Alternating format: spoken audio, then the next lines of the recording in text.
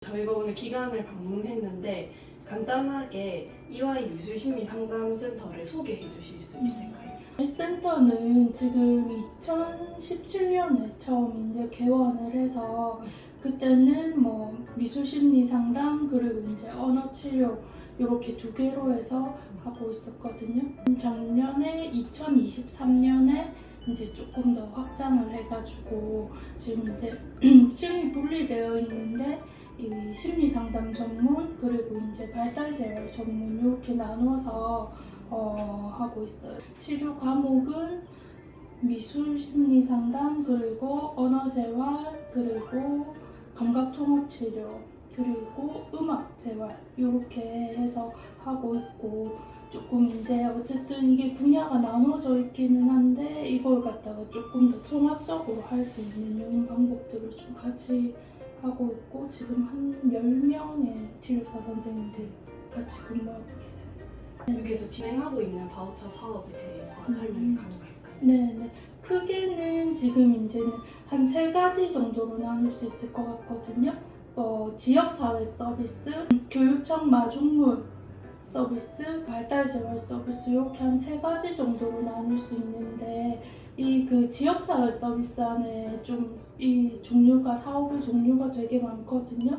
그게 거의 주력 사업이라고 하면 아동 청소년 지유 서비스 그리고 아동 정서 발달 서비스 이 2개가 거의 주력이고 그 외에 그 가족 마음이음 서비스 이렇게 해서 이제 학부모님들이 참여할 수 있는 사업 그리고 동화야 놀자라고 해서 이제 아이들 그 독서를 이용해서 정서를 조금 함양할 수 있는 이런 서비스 팬들을 위한 청년 마음 건강 지원 서비스가 있거든요.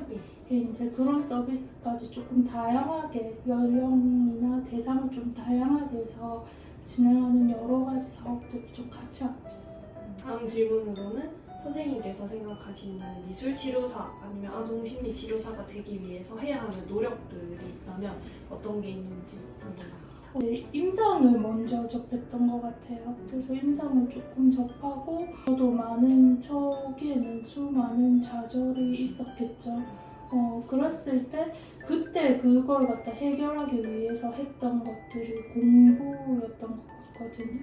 여러 가지 경험도 중요하기는 한데 경험 위에 체계적으로 지금 이제 하고 있는 공부들 이런 것들을 조금 열심히 한번 해야 될 것 같고 그리고 더 중요한 거는 조금 이제 좀 사람을 보는 눈 그런 것들이 좀 중요하지 않을까 싶어요. 저의 개인적인 생각으로는 내가 어떤 수련 과정을 거쳤는지 이걸 보여주는 것도 좀 중요하다고 생각이 들거든요. 이런 것들이 좀 이거를 쌓기 위해서는 제가 아까 앞서 얘기했던 뭐 자격증에 대한 뭐 체계성 이런 것들도 얘기를 했는데 같이 갈 수 있는 뭐 이런 방향이지 않을까 이런 생각들이 좀 들어요. 그러면 다음 질문으로는 현재 선생님께서 가지고 계신 이 직업의 만족도가 궁금한데 1부터 10까지 숫자 중에서 점수를 매긴다면 얼마 정도인지 또 왜 어떻게 그렇게 점수를 매기셨는지 궁금합니다. 저는 한 8.7, 8점 정도 될 것 같은데 저는 조금 이 직업을 좀 만족을 하는 편이거든요. 어쨌든 이제 우리가 좀 살아가다 보면은 여러 가지 좀 의도치 않게 조금 막 이렇게 힘든 일들이나 이런 것들이 있을 수 있는데 그럴 때 뭐 스스로 한번 뭐 작업을 하든지 그림 작업이나 아니면 내가 조금 안전하게 느끼는 거 이런 것들을 좀 찾아와주고 한번 활동을 조금 하는 편이거든요. 그랬을 때 이게 조금 직업이라는 그 틀을 벗어나서 사람에게 있어서 좀 나의 막 이런 좀 심리적 안정을 좀 좋은 방향으로 찾아가는 이런 측면에 있어서는 아주 조금 높게 점수를 줄 수 있지 않을까 이런 생각들이 들어요. 그러면 이 직업에 대한 장단점도 있을지 그렇죠. 그 장점에 대해서는 아까 얘기했던 막 이런 나의 막 이런 여러 가지를 통찰할 수 있고 이런 힘을 기른 거, 나의 인생에서 좋은 방향으로 가고 있는 뭐 이런 긍지 같은 것들을 좀 많이 느낄 수 있는 것 같아요. 그래서 이제 이런 부분 아주 심리적으로 좀 나에게 좀 안정을 줄 수 있는 좋은 부분인 것, 큰 장점인 것 같고, 제가 이제 처음 시작해서부터 여기까지 오는데 이런 막 그 기나긴 막 이런 수련 시간 거기에서 조금 버텨야 했던 그런 것들이 조금 나의 막 이런 인내심이나 끈기를 요하는 막 이런 것들이 좀 있었던 것 같아요. 일반적인 그런 단계에 비해서 우리는 계속 공부를 해야 되고 사람을 대하는 일이기 때문에 그 과정에서 조금 노력해야 됐던 거 그런 것들이 좀 많이 있었던 것 같아요. 이 센터에서 뿐만이 아니라 그냥 이때까지 상담을 하시면서 뭔가 기억에 남는 장면이 있으시다면 제가 항상 떠올리는 게 한 두 가지 사례가 있거든요.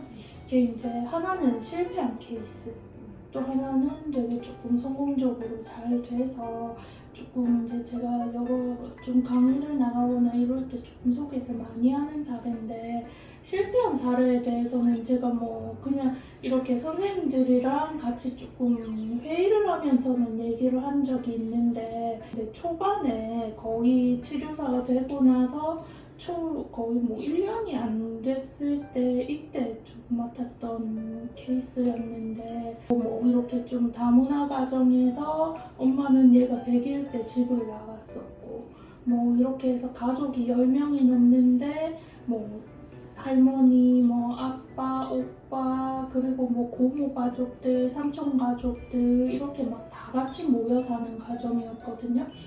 그런 가정에서 이 아이는 뭐 거의 돌봄을 못 받는 이런 상황이었고, 이 아이가 그때 초등학교 1학년이었는데 사춘기 언니, 오빠들 사이에서 이런 성 문제가 일어나고, 그래서 이제 또 막 이런 사회 관리를 받고 이런 아주 조금 복잡한 집의 아이였거든요. 어쨌든 이제 미술에서는 이런 상징이나 이런 것들이 좀 작품에 나타나기도 하잖아요.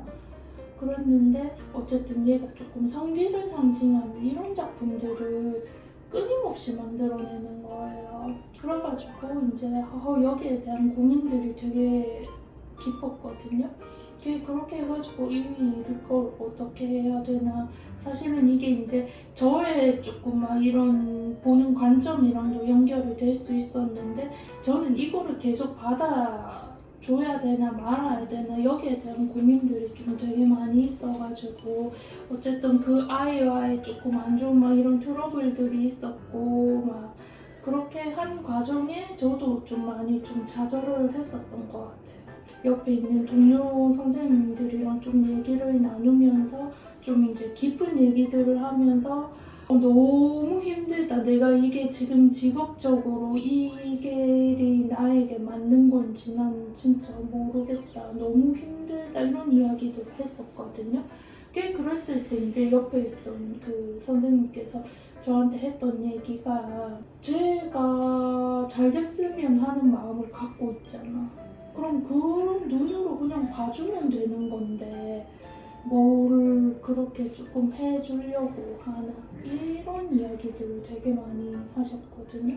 그 이야기를 듣고 그렇다 하면은 나도 조금 할 수 있을 것 같아. 이런 용기들을 좀 되게 많이 얻었던 것 같아요.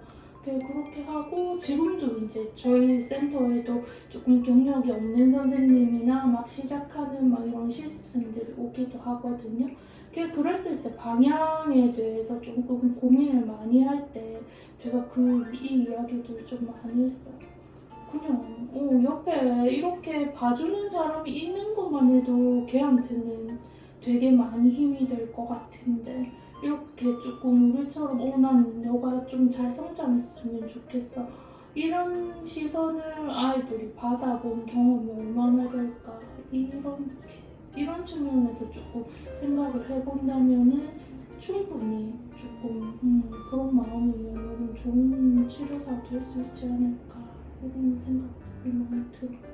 그러면 다음 질문으로는 아까 이 직업을 바로 선택하신 게 아니라 임상업 쪽 하셨다가 이쪽 직업을 선택하셨다고 했는데 혹시 이유라던가 계기가 따로 있으셨던 걸까요? 단순했던 것 같아요. 상담을 전공하고 있는 학부생들이 많았는데 그때 막 이렇게 같이 좀 공부를 하고 있다가 저 프로이트 얘기가 나왔거든요.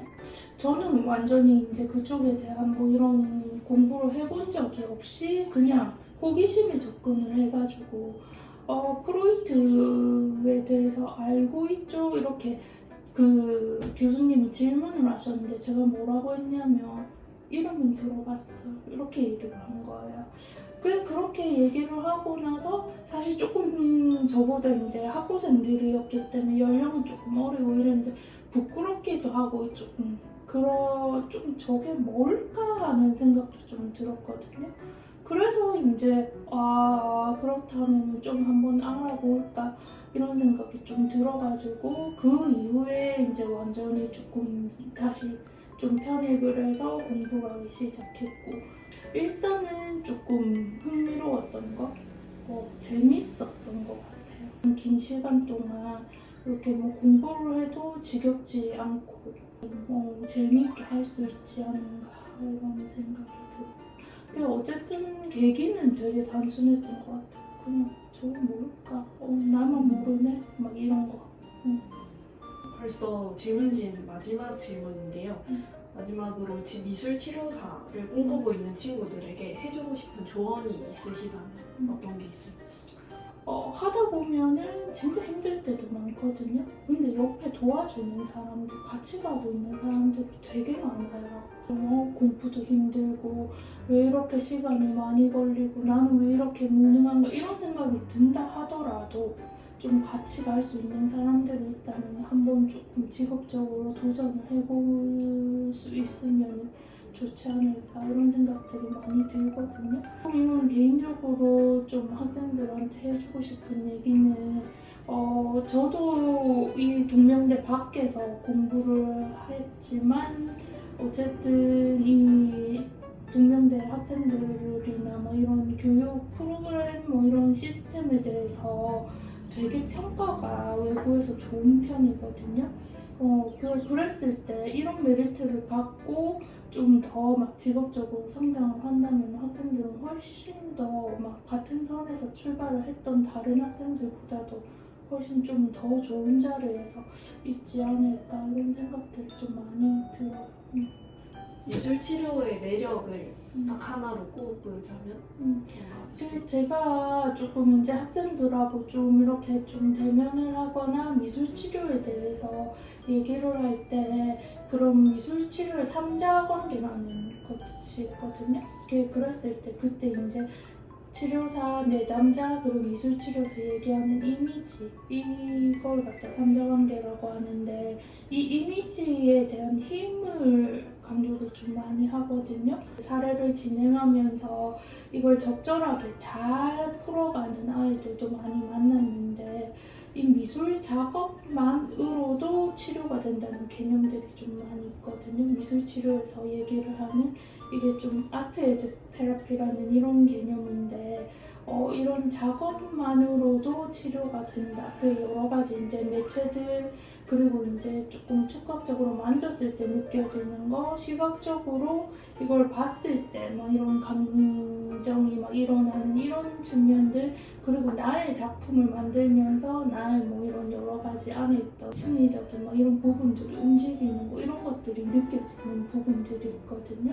이게 미술 치료의 진짜이지 않은가. 꼭 그러니까 이제 언어적 상담을 배제했을 때 그렇게 했을 때 내가 스스로 느낄 수 있는 이런 나의 감정이 조금 이렇게 좀 평온해지게 하는 이런 힘들을 가끔씩 느껴질 때가 있거든요. 이게 아마 미술 치료에서의 진짜이지 않은가 이런 생각이 들어요. 한번 아마 기회가 된다면 좀 학생들도 그 부분 한번 느껴볼 수 있었으면. 진짜 자격증 찾아보면 여러 사이트 나오는데 그래서 학회도 되게 여러 군데가 많이 나오더라고요. 가장 조금 추천하시는 학회 자격증 같은 게 있으신지. 일단 이제 지금 저는 한국미술치료학회 그 임상미술심리상담사 자격증을 가지고 있거든요. 진짜 몇 년간에 막 이런 수련 과정들이 있었는데 그때 아마 저 공부를 제일 열심히 했었던 것 같거든요. 그래서 막 여러 가지 교육들, 그때 들었던 교육들, 그리고 시험을 준비하면서 했던 공부들, 그리고 그걸 준비하면서 했던 임상 실습, 그리고 이제 전문가들한테 받았던 막 이런 슈퍼비전까지 그때 되게 많은 것들을 좀 쌓을 수 있는 기회였던 것 같거든요. 그래서 저는 이제 시간이 조금 걸리더라도 그렇게 해서 좀 이제 체계적으로 밟아갈 수 있는 이런 것들. 그리고 지금 이제 한국미술치료학회를 소개를 하자고 하면은 우리나라에서 제일 먼저 미술치료를 좀 이렇게 외국에서 갖고 와서 이렇게 좀 자리 잡을 수 있게 만들었던 아주 조금 역사가 깊은 학회거든요. 제일 오래되기도 했고, 그래서 아마 그쪽이면은 학생들이 그래도 좀 어느 정도 어디에 가더라도 이렇게 인터뷰를 마무리하겠습니다. 인터뷰 해주셔서 감사합니다. 네, 이렇게 다시 만나게 돼서 진짜 반가워요.